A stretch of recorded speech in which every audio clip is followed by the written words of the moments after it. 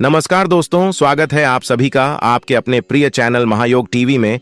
आज की वीडियो में हम आपको बताएंगे पापांकुशा एकादशी कब है मित्रों। सबसे पहले कमेंट में लिख दीजिए जय भगवान विष्णु और सच्ची हृदय से वीडियो को लाइक जरूर करें। मित्रों, आप सभी को हम बता दें कि और आपके साथ में यह भी बताएंगे कि इस दिन कौन सा एक उपाय कर लेने मात्र से धन प्राप्ति होती है, क्योंकि आप सभी को हम बता दें यह दीपावली से पहले पढ़ने वाली सबसे बड़ी एकादशी है और इसीलिए एकादशी का बहुत महत्व जाता है। और इससे पहले हम आपको यह भी बता दें कि नवरात्रि के बाद पढ़ने वाली एकादशी है, इसलिए दीपावली और नवरात्रि की वजह से इस एकादशी का महत्व बहुत अधिक बढ़ जाता है। और इसी कारण से जो भी कार्य करती है, जो भी उपाय करते हैं, इस एकादशी के दिन तो उन्हें विशेष लाभ प्राप्त होता है। और इस एकादशी को मामूली एकादशी समझने की भूल भी मत करना, क्योंकि आप सभी को हम बता दें स्वयं भगवान विष्णु स्वयं उसे व्यक्ति को अपना असीम आशीर्वाद प्राप्त करवाते हैं। जो भी व्यक्ति इस एकादशी का व्रत रखता है या फिर पूजा पाठ नहीं भी करता है, तब भी आपको इस वीडियो को पूरा जरूर देखना चाहिए, क्योंकि यह एकादशी को मामूली एकादशी समझने की आप चेष्टा भी मत करना। क्योंकि भगवान विष्णु स्वयं कहते हैं वेद और पुराणों में कि यह एकादशी सबसे श्रेष्ठ मानी जाएगी, क्योंकि इस एकादशी के बाद पापा का अंत हो जाता है। चलिए हम आपको सभी जानकारी बारी बारी से बता देते हैं। साथ में हम आपको यह भी एकादशी की संपूर्ण कथा भी बताएंगे। इसलिए अगर आपको वीडियो छोड़ना है तो अभी छोड़ दीजिए, नहीं तो बीच बीच में वीडियो छोड़ने से आपको पाप भी लग सकता है। जय भगवान विष्णु। जो भी इस वीडियो को सच्चे मन से, सच्चे हृदय से पूरा देखें, उसके जीवन के सभी कष्ट दूर कर देना एवं उसकी हर एक मनोकामना पूरी कर देना। सच्चे हृदय से वीडियो को लाइक जरूर कर दे मित्रों, क्योंकि ऐसी ज्ञानवर्धक जानकारी आपको कहीं और नहीं मिलने वाली। क्योंकि महायोग टीवी चैनल का संकल्प है जन सेवा जन कल्याण करना, यानी कि हर एक नागरिक को यह जानकारी बिल्कुल ही फ्री माध्यम से हर व्यक्ति तक पहुंचाना मित्रों। चलिए जान लेते हैं मित्रों। कमेंट बॉक्स में जय भगवान विष्णु जरूर लिखें। पापांकुशा एकादशी कब है, जाने सही डेट, पारण, टाइमिंग और महत्व। इस साल 13 और 14 अक्टूबर को 2 दिन पापांकुशा एकादशी का व्रत रखा जाएगा। धार्मिक मान्यता है कि इस दिन विष्णु जी की पूजा आराधना से जीवन के समस्त पापों से छुटकारा मिलता है। अश्विन माह के शुक्ल पक्ष की त्रयोदशी तिथि को पापांकुशा एकादशी व्रत रखा जाएगा। यह विशेष दिन विष्णु जी की पूजा अर्चना के लिए समर्पित माना जाता है। दृक पंचांग के अनुसार इस साल पापांकुशा एकादशी व्रत 2 दिन रखा जाएगा। 13 और 14 अक्टूबर को पापांकुशा एकादशी है। धार्मिक मान्यता है कि पापांकुशा एकादशी व्रत रखने से जातक को सभी पाप और कष्टों से छुटकारा मिलता है। श्री हरि विष्णु जी की आराधना से जीवन में सुख, समृद्धि और खुशहाली आती है। एकादशी व्रत रखने के साथ कुछ नियमों का खास ध्यान रखना चाहिए। आइए जानते हैं पापांकुशा एकादशी व्रत का सही डेट, महत्व और नियम। पापांकुशा एकादशी कब है? दृक पंचांग के अनुसार पापांकुशा एकादशी की शुरुआत 2 और 3 अक्टूबर को 2 दिन पापांकुशा एकादशी का व्रत रखा जाएगा। धार्मिक मान्यता है कि इस दिन विष्णु जी की पूजा आराधना से जीवन के समस्त पापों से छुटकारा मिलता है। अश्विन माह के शुक्ल पक्ष की त्रयोदशी तिथि को पापांकुश एकादशी व्रत रखा जाएगा। यह विशेष दिन विष्णु जी की पूजा अर्चना के लिए समर्पित माना जाता है। दृक पंचांग के अनुसार इस साल पापांकुशा एकादशी व्रत 2 दिन रखा जाएगा। 2 और 3 अक्टूबर को पापांकुशा एकादशी है। धार्मिक मान्यता है कि पापांकुशा एकादशी व्रत रखने से जातक को सभी पाप और कष्टों से छुटकारा मिलता है। श्री हरि विष्णु जी की आराधना से जीवन में सुख, समृद्धि और खुशहाली आती है। एकादशी व्रत रखने के साथ कुछ नियमों का खास ध्यान रखना चाहिए। आइए जानते हैं पापांकुशा एकादशी व्रत का सही डेट, महत्व और नियम। पापांकुशा एकादशी कब है? दृक पंचा के अनुसार पापांकुशा एकादशी की शुरुआत 2 अक्टूबर 2025 को सुबह 9:08 पर होगी और 3 अक्टूबर 2025 को सुबह होगी 6:30 व 4:01 पर इसका समापन होगा। गृहस्थ जीवन वाले लोग 2 अक्टूबर को पापांकुशा एकादशी व्रत रख सकते हैं। वहीं वैष्णव संप्रदाय के लोग 3 अक्टूबर को पापांकुश एकादशी व्रत रखेंगे। पारण टाइमिंग दृक पंचांग के अनुसार 2 अक्टूबर को पापांकुशा एकादशी का व्रत रखने वाले साधक 3 अक्टूबर को दोपहर 1:10 से लेकर 3:46 तक व्रत का पारण कर सकते हैं।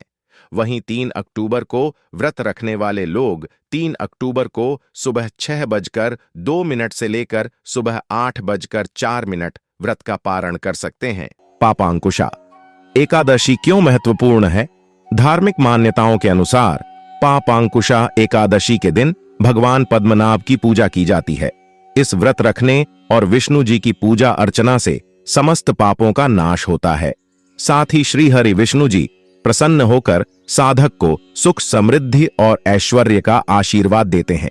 इतना ही नहीं, पापांकुशा एकादशी का व्रत रखने से 1000 अश्वमेघ यज्ञ और 100 सूर्य यज्ञ के समान शुभ फलों की प्राप्ति होती है। भगवान विष्णु की पूजा व साथ में श्री विष्णु सहस्रनाम का पाठ अत्यंत आवश्यक है। भगवान विष्णु के 2 पूर्ण अवतार हैं, राम व कृष्ण। अपने अपने इष्ट हैं, दोनों एक हैं। अपने श्रद्धानुसार भगवान राम व कृष्ण की पूजा करें। श्री रामचरितमानस के अरण्य कांड का पाठ करें, इससे भक्ति प्राप्त होती है। सुंदर कांड के पाठ से कष्टों से मुक्ति मिलेगी। धन प्राप्ति के लिए इस दिन व्रत रखें व भगवान विष्णु के साथ साथ माता लक्ष्मी जी की पूजा करें। श्री सूक्त के ऋग्वेदिक श्री सूक्तम के 16 मंत्रों का जप करें व फिर हवन करें। जो लोग रोगग्रस्त हैं, जो लोग किसी भय से परेशान हैं, जिनको लगता है कि अब हम असुरक्षित हैं, ऐसे लोगों को श्री राम रक्षा स्तोत्र का प्रातः काल ब्रह्म मुहूर्त में पाठ करना बहुत भी प्रभावी है। इसके पाठ से रोग व भय से विजय की प्राप्ति होगी। इस दिन दान अवश्य करें। अन्नदान का बहुत महत्व है। इस पर्व पर चावल, दाल, आलू, सब्जी इत्यादि कम से कम 5 व्यक्तियों के भोजन के बराबर अन्नदान अवश्य करना चाहिए। पीले वस्त्र व फल का दान करने से धन की प्राप्ति होती है। इस दिन अपने राशि के स्वामी ग्रह के बीज मंत्र का जप अवश्य करें। अपने गुरुदेव का स्मरण करें, उनका आशीर्वाद प्राप्त करें। कुंडली का 9वां भाव भाग्य का व दशम कर्म का होता है। भाग्य व कर्म को मिलाकर सफलता मिलती है। भाग्येश के स्वामी ग्रह के बीज मंत्र का जप व उनके द्रव्यों के दान तथा उसके साथ श्री विष्णु सहस्रनाम का पाठ करने से मनोवांछित फल की प्राप्ति व धन का आगमन होता है। इस प्रकार इतना उपाय करके हम धन व पुण्य दोनों प्राप्त कर सकते हैं। सबसे आवश्यक है भगवान के प्रति श्रद्धा व समर्पण की भावना का होना है। गीता के 18वें अध्याय में 66वें श्लोक में भी भगवान ने पूर्ण समर्पण की बात की है। भगवान विष्णु की इस दिन समर्पण पूर्वक पूजन करें व अपने जीवन को धन्य करें। एकादशी पर कर सकते हैं ये उपाय। एकादशी पर भगवान विष्णु तथा श्री कृष्ण की पूजा की जाती है। वस्तुतः यह तिथि भगवान विष्णु को ही समर्पित की गई है, इसलिए इस दिन उनके ही निमित्त उपाय किए जाते हैं। ये उपाय निम्न प्रकार हैं। एकादशी पर भगवान विष्णु तथा लक्ष्मी की पूजा कर उन्हें पीले चंदन और केसर में गुलाब जल मिलाकर तिलक करें। इसी तिलक से स्वयं भी तिलक लगाएं और काम पर निकलें।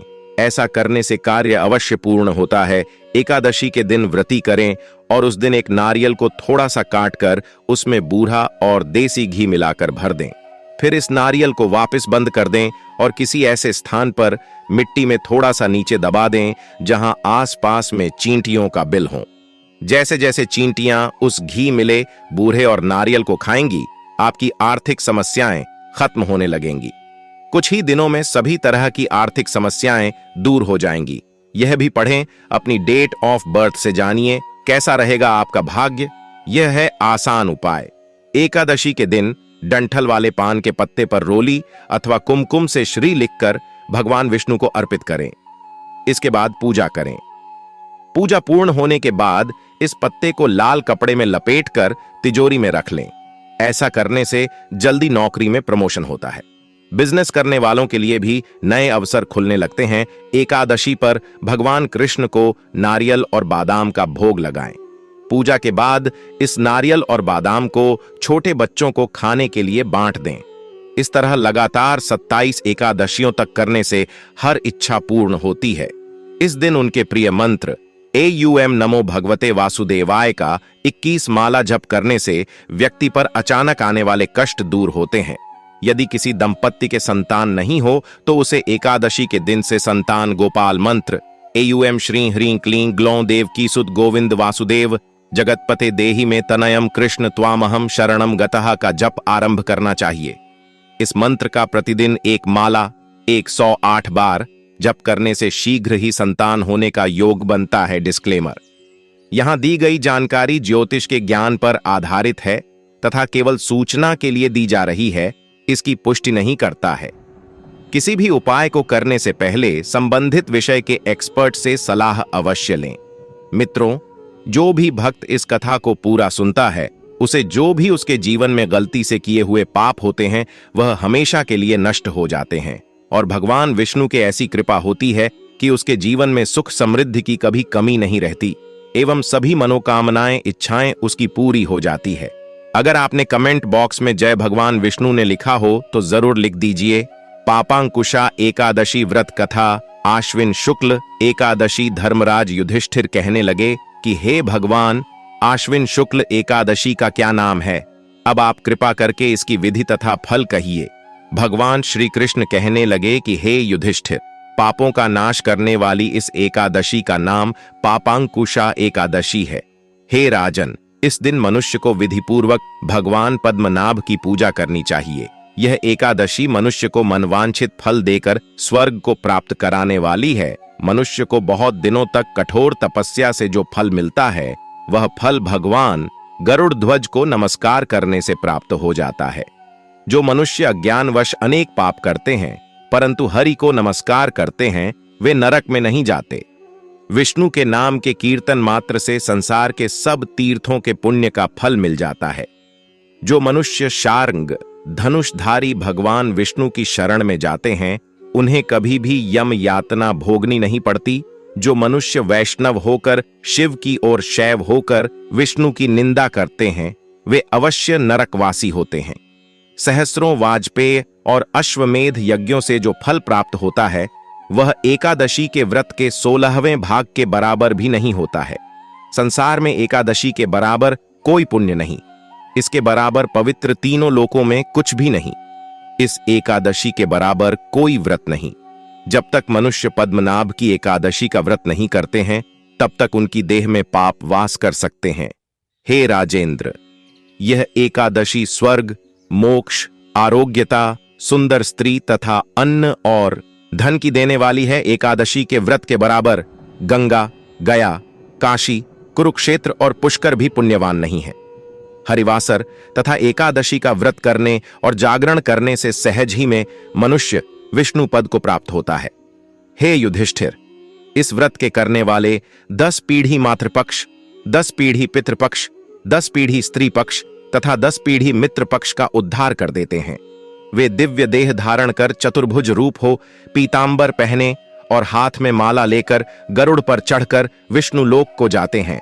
हे नृपोत्तम, बाल्यावस्था, युवावस्था और वृद्धावस्था में इस व्रत को करने से पापी मनुष्य भी दुर्गति को प्राप्त न होकर सद्गति को प्राप्त होता है। आश्विन मास की शुक्ल पक्ष की इस पापांकुशा एकादशी का व्रत जो मनुष्य करते हैं, वे अंत समय में हरिलोक को प्राप्त होते हैं तथा समस्त पापों से मुक्त हो जाते हैं। सोना, तिल, भूमि, गौ, अन्न, जल, छतरी तथा जूती दान करने से मनुष्य यमराज को नहीं देखता। जो मनुष्य किसी प्रकार के पुण्य कर्म किए बिना जीवन के दिन व्यतीत करता है, वह लोहार की भट्टी की तरह सांस लेता हुआ निर्जीव के समान ही है। निर्धन मनुष्यों को भी अपनी शक्ति के अनुसार दान करना चाहिए तथा धन वालों को सरोवर, बाग, मकान आदि बनवाकर दान करना चाहिए। ऐसे मनुष्यों को यम का द्वार नहीं देखना पड़ता तथा संसार में दीर्घायु होकर धनाढ्य, कुलीन और रोगरहित रहते हैं। मित्रों, कमेंट करके जरूर बताएं आप सभी को यह वीडियो कैसा लगा। अगर आपको वीडियो अच्छा लगा हो तो इस चैनल को सब्सक्राइब जरूर करें। इस दिन तामसिक पदार्थों का पूर्ण रूप से त्याग कर देना चाहिए। तामसिक पदार्थों से भी पराय है लहसुन, प्याज आदि व्रत के एक दिन पहले ही हमें त्याग देने चाहिए।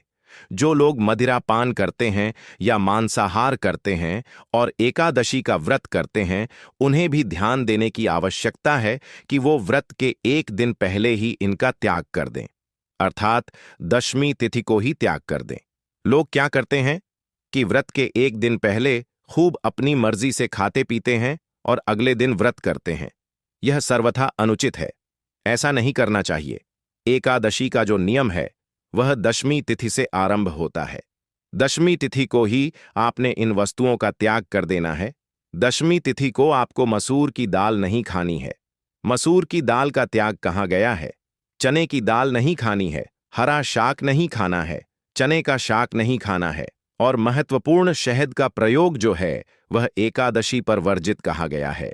कुछ दो एकादशियां आती हैं जिनमें द्वादशी के दिन शहद की महिमा अधिक कही गई है, अन्यथा एकादशी पर शहद जो है वर्जित है और दशमी तिथि से ही आपको शहद का त्याग कर देना चाहिए, मधु का त्याग कर देना चाहिए। जब आप एकादशी पूजन करेंगे उसमें जो पंचामृत बनाया जाता है उस पंचामृत में भी शहद का प्रयोग नहीं किया जाता है। उसके स्थान पर क्या वस्तु प्रयोग करनी है, आगे जब हम पूजन विधि बताएंगे, सामग्री बताएंगे, तो उसमें आपको बताया जाएगा। कांसे के पात्र का प्रयोग, कांसा जो है वो विशेष रूप से प्रयोग किया जाता है। बहुत सारे स्थानों पर बहुत लोग, माताएं बहनें भगवान को भोग लगाने में प्रयोग करती हैं, जलपान कराने में प्रयोग करती हैं, स्वयं भी ग्रहण करती हैं। तो कांसे का प्रयोग भी दशमी तिथि से ही वर्जित कहा गया है। व्रत के एक दिन पहले ही आप कांसे का त्याग भी कर देंगे। इस प्रकार से आपको दशमी तिथि को इन वस्तुओं का त्याग कर देना है। व्रत धारण करने के लिए ब्रह्मचर्य को धारण कर लेना है। बाल आदि धोने हैं, आप धो लीजिए। दशमी तिथि को ही नाखून आदि काटने हैं, वह भी आप पहले ही काट लीजिए। दशमी तिथि को समय से शयन कीजिए। अब समय से शयन केवल मैं उनके लिए बोल रहा हूं जो कर पाएं, क्योंकि बहुत सारे आजकल मेरे भाई बंधु माताएं बहनें ऑफिस में काम करती हैं, जहां नाइट शिफ्ट भी चलती हैं। तो जिनके लिए संभव है समय पर सोना वह समय पर सोएं। जिनको काम के कारण जागना है तो वह काम तो नहीं छोड़ सकते, और ना ही मैं कभी ऐसी सलाह देता हूं। रात्रि को आप दंतधा धावन आदि करके सोइए, जिससे कि पूरे दिन का जो अन्न आदि कुछ खाया हो वह दांतों में फंसा हुआ ना रहे। और अगले दिन एकादशी के दिन आप सूर्योदय से पहले उठ जाइए। उठने के बाद स्नान आदि कीजिए। स्नान आदि करने के बाद स्वच्छ वस्त्र धारण कीजिए। स्वच्छ वस्त्र धारण करके भगवान सूर्य को जल दीजिए, मां तुलसी को जल दीजिए, और इसके बाद एकादशी का पूजन करने के लिए बैठ जाइए। एकादशी पूजन के लिए क्या सामग्री की आवश्यकता होगी वह मैं आपको बता देता हूं। सामग्री के रूप में आपके पास होनी चाहिए भगवान श्री हरि विष्णु का कोई चित्र या प्रतिमा तस्वीर। उनको स्थापित करने के लिए एक चौकी लीजिएगा। चौकी पर बिछाने के लिए पीले रंग का वस्त्र या लाल रंग का वस्त्र लीजिएगा। इसके अतिरिक्त रौली, मौली, पान, सुपारी, लौंग, इलायची, धूप, दीप, नैवेद्य, खुले फूल, फूलों की माला, इत्र, जनेऊ, दूर्वा। दूर्वा आपने अवश्य लेनी है। मैं पहले भी बता चुका हूं कि यह जो समय चल रहा है चातुर्मास का, इस चातुर्मास में दूर्वा की महिमा बहुत अधिक है। आप जब दूर्वा भगवान को इन चातुर्मास में अर्पित करते हैं तो वह बड़ा ही कल्याणकारी होता है।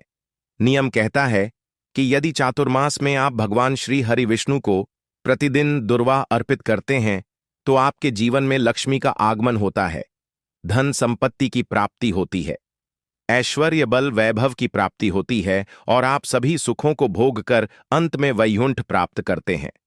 यह नियम चातुर्मास में धारण करना चाहिए। चातुर्मास के 4 महीनों में आपको प्रतिदिन दूर्वा भगवान को अर्पित करने चाहिए। अब जो चातुर्मास में धारण नहीं कर पाए हैं उनके लिए सलाह मेरी यही होती है कि कम से कम एकादशी के दिन, चातुर्मास में 8 एकादशियां आती हैं, इन सभी एकादशियों में आपको प्रतिदिन भगवान नारायण को प्रति एकादशी पर आपको दूर्वा दल अर्पित करना चाहिए। तो दूर्वांकुर अवश्य ले लीजिएगा। यह सारी सामग्री है जो आपने एकत्र करनी है। पंचामृत बनाने के लिए कच्चा दूध, दही, घी, शक्कर और गंगाजल शहद का प्रयोग नहीं करेंगे, गंगाजल का प्रयोग करेंगे। गंगाजल के विषय में आप में से कुछ दर्शकों ने शायद पहले लिखा है कि पंडित जी, कुछ लोग कहते हैं गंगा जल तो देवताओं के पैरों से निकला है, तो वह भगवान पर कैसे अर्पित होगा। देखिए, पता नहीं किस प्रकार की भ्रांतियां हैं जो लोग फैलाते हैं। इन बातों पर ना जाइए। गंगा जल श्रेष्ठ जल है, इसका महत्व इससे समझिए। आप सभी जानते हैं मां गंगा को भगवान शंकर ने जटाऊ में धारण किया था। आप सोचिए, देवताओं के पैरों से निकले जल को भगवान शंकर जटाऊ में धारण करेंगे क्या? स्वयं बुद्धिजीवी लोग हैं। लोग भ्रम फैलाने के लिए, ना जाने अपने वीडियो चलाने के लिए किसी भी कारण से कुछ ना कुछ इस प्रकार की चीजें फैलाते हैं। आपको उससे बचना चाहिए। केवल सही जानकारियों पर विश्वास करना चाहिए। गंगाजल सबसे अधिक पवित्र है। गंगाजल में गंगा जी में स्नान करने के लिए सभी देवता लालायित रहते हैं। आप जब माघ मास की महिमा सुनते होंगे तो आपको झांत होगा कि माघ पूर्णिमा के दिन सभी देवता त्रिवेणी में स्नान करने आते हैं। तो इसीलिए गंगाजल बड़ा ही श्रेष्ठ है। इसमें आप किसी भ्रम में ना आइएगा। यह सारी सामग्री है। इस सामग्री को एकत्र कर लीजिए और उत्तर दिशा की ओर आसन लगा के बैठ जाइए। एक लोटा लीजिए तांबे का, उसमें पहले गंगाजल भरिए, फिर शुद्ध जल भरिए और उसके बाद सबसे पहले आप सामग्री का शुद्धिकरण करेंगे। सामग्री का शुद्धिकरण करने के बाद सामग्री का शुद्धिकरण करने के लिए एक फूल लीजिए और फूल से उस जल के छींटे दीजिए।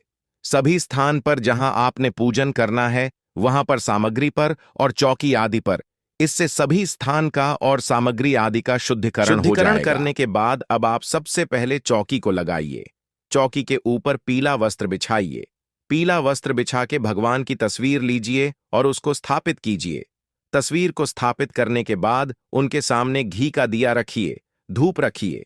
इस प्रकार आपने चौकी स्थापित की है। अब आप लौटे से सीधे हाथ में जल लीजिए और अपने हाथ धो लीजिए। हाथ धोने के बाद दीपक को प्रज्वलित कीजिए। दीप जलाइए, धूप को जलाइए। धूप दीप जला के और व्रत का संकल्प लिया जाता है। संकल्प की विधि मैं पहले भी बताता आया हूं आपको, जो शास्त्रीय विधि है। अन्यथा आप अपने सीधे हाथ में जल लीजिए। जल लेके उसमें 1 रुपये का सिक्का दक्षिणा के रूप में कम से कम रखिए। पुष्प है तो पुष्प रखिए। भगवान से प्रार्थना कीजिए कि हे भगवान विष्णु, मैं आज इस अश्विन मास के शुक्ल पक्ष की पापांकुशा एकादशी के दिन पर आपकी इस एकादशी का व्रत पूजन करने का संकल्प करता हूं।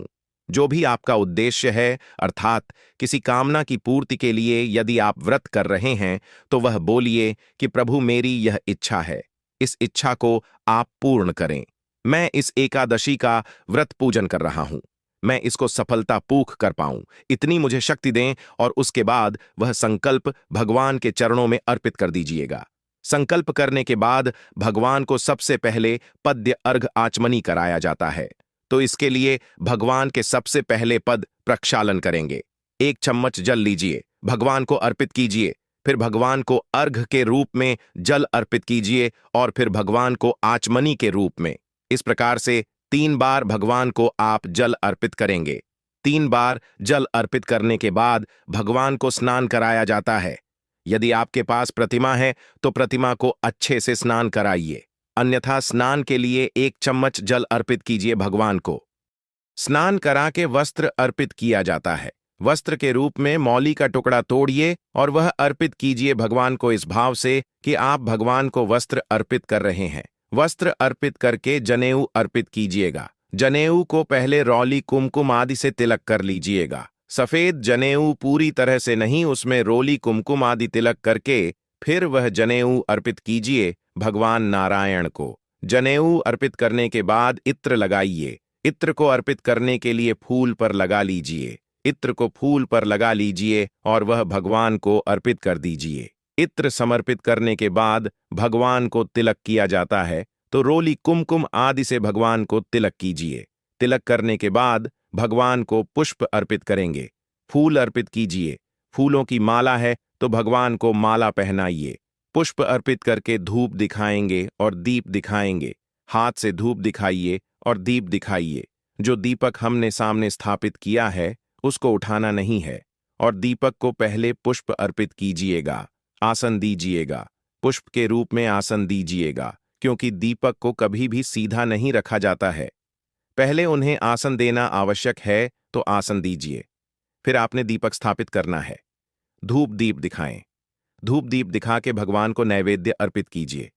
नैवेद्य के रूप में आपके पास कोई मिठाई है तो मिठाई चढ़ा सकते हैं। मिठाई नहीं है तो फल ले लीजिए। रत्तू फल लीजिए। रत्तू फल अर्पित कीजिए। रत्तु फल भी नहीं है तो मिश्री ले लीजिए, वह अर्पित कर सकते हैं।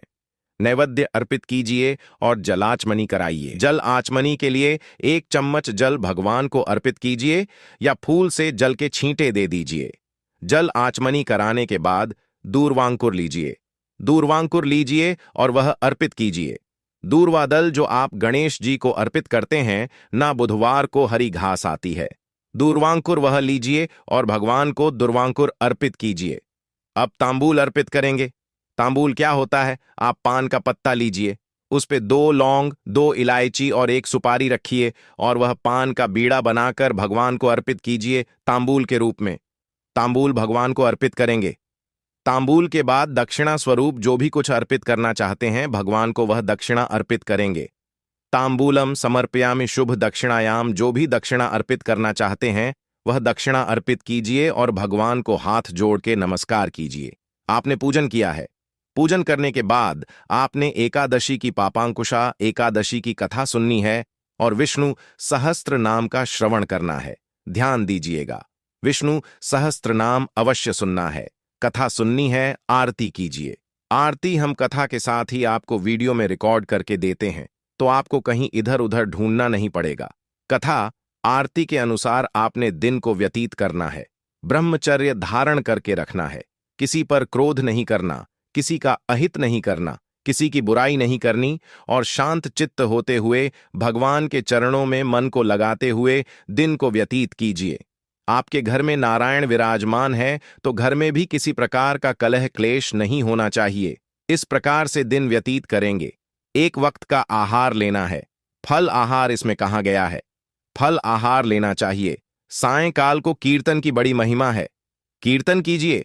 कीर्तन ना कर पाएं जो लोग, क्योंकि बहुत सारी जगहों पर कीर्तन होते नहीं है, तो कहां जाएं, मंदिर भी नहीं है बहुत सारी जगह पे, तो हम एक वीडियो अपलोड करते हैं। आपको उसमें 3 पाठ होते हैं, 3 स्तोत्र होते हैं, उनका श्रवण कर लीजिएगा, उनको सुन लीजिएगा, उसी से आप कीर्तन का फल प्राप्त कर लेंगे। कीर्तन का फल प्राप्त कीजिए। सायंकाल को कीर्तन करके रात्रि को जागरण की महिमा है, तो रात्रि को यदि संभव है तो जागरण कीजिएगा और शयन करें तो पृथ्वी पर शयन करने का प्रयास कीजिए और अगले दिन पारण के लिए सूर्योदय से पहले उठ जाइए। पारण जो होगा उसके लिए सूर्योदय से पहले उठना है। उठकर स्नान आदि से निवृत्त होके स्वच्छ वस्त्र धारण करके विधि विधान से पूजन करना है। पूजन के साथ पुष्पांजलि अनिवार्य है, उसी से जो व्रत का फल है वह निर्धारित होता है। इस विधि से आप एकादशी का पूजन करके श्री हरि विष्णु माता लक्ष्मी जी को प्रसन्न कर सकते हैं और आपकी जो भी मनोकामनाएं हैं वह अवश्य ही पूर्ण होगी। श्री हरि विष्णु अवश्य आपकी मनोकामना पूर्ण करेंगे। भक्तों, अगर जानकारी थोड़ी सी भी अगर आपको अच्छी लगी हो, उपयोगी लगी हो, तो वीडियो को लाइक करके चैनल को जरूर सब्सक्राइब कर लें, ताकि आने वाली